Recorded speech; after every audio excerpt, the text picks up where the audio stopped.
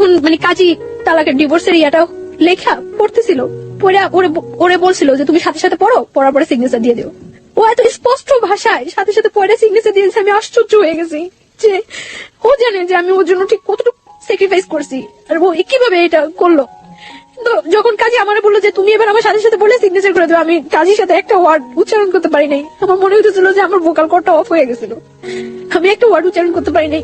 এবং সিগনেচার দেওয়া অবস্থায় যে আমার কতবার হাত থেকে কোনটা ইয়ে হয়ে গেছিল, আমার পুরো শরীর কাঁপতেছিল। আমার কি হয়ে গেল, এটা কি হয়ে গেল, এটা কি হয়ে গেল, মিলাইতে পারতেছিলাম না।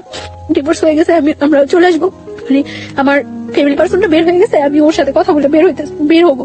তখন আমি এই রুম থেকে ওই রুমে যাওয়ার সময় ওর মা 5টা করে হিট করে, আমার শরীরে হিট করার পর ওইখানে যে কটা রিলেটিভ থাকে ওর বোন ছাড়া সবাই আমার হিট করে ওইখানে। তো আমি স্তব্ধ হয়ে গেছি পুরা, যে কি হয়েছে, এটা আমার লাইফে কি হইতেছে। সবাই যখন ওরা এতগুলো লোকের সামনে হিট করতেছে, ও বাইরে থেকে এসে আমার জড়ায় ধরে আমার বাইরে নিয়ে যায়। আমি অবাক হয়ে যাই, ও চেহারা দিকে আমি তাকাই যে এই ছেলেটা সেই ছেলেটা।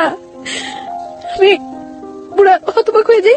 তারপর মানে যখন ইয়েতে স্টারে চলে আসি আমরা, বারবার পিছনের দিকে তাকাইতেছি যে ও আসতেছে কিনা, ওরে দেখতেছি কিনা, দেখি না। স্টারে আসার পরে ওরা আমাদের থেকে মানে 50,000 টাকা দিচ্ছে, ওইখান থেকে 10,000 টাকা ব্যাগ দিতে বলে। ওই যে লোকগুলো ওইখানে ছিল তারা, আমার মা বলতেছে যে তাহলে সবটাই রেখে দেন। আর 50,000 টাকা দিচ্ছেন, যা বলছেন বিচারে আপনাদের সবকিছু মাইনে আমরা আমাদের নিয়ে যেতেছি। পরে মানে 5,000 টাকা ওইখানে দিয়ে 45,000 টাকা নিয়ে ক্যাব করে আমরা চলে আসতে নেই। আমি মানে যতক্ষণ পর্যন্ত ওই এলাকাটা দেখা গেছিল ততক্ষণ পর্যন্ত তাকিয়েছিলাম যে হয়তো ও একবার পিছনে আসবে, একবার আসবে, আসেনি ও।